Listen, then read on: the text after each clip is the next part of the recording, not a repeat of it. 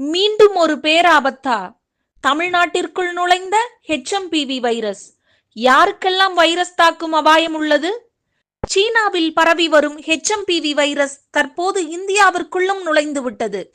கர்நாடக மாநிலத்தில் 2 குழந்தைகளுக்கும், குஜராத் மாநிலத்தில் 1 குழந்தைக்கும், தமிழ்நாட்டில் 2 குழந்தைகளுக்கும் என நாடு முழுவதும் 5 பேருக்கு HMPV வைரஸ் பாதிப்பு உறுதி செய்யப்பட்டுள்ளது. இந்த தகவல் தற்போது மக்கள் மத்தியில் காட்டு தீயாய் பரவி வருகிறது. மேலும் இந்த HMPV வைரஸ் கொரோனா போன்று பெரும் பாதிப்பை ஏற்படுத்தி விடுமோ என்ற அச்சமும் மக்கள் மத்தியில் ஏற்பட்டுள்ளது.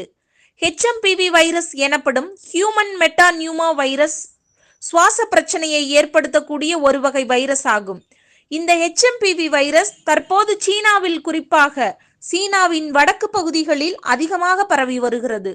இந்த தொற்று காரணமாக சீனாவில் உள்ள மருத்துவமனைகளில் மக்கள் கூட்டம் அலைமோதுவதாக பகிரப்படும் வீடியோ காட்சிகளும் சமூக வலைதளங்களில் வேகமாக பரவி வருவதால் பொதுமக்கள் மத்தியில் அச்சம் ஏற்பட்டுள்ளது. 14 வயதுக்கு கீழ் உள்ளவர்களையும், நோய் எதிர்ப்பு சக்தி குறைவாக உள்ளவர்களையும் இந்த வைரஸ் அதிகமாக தாக்குவதாக கூறப்படுகிறது.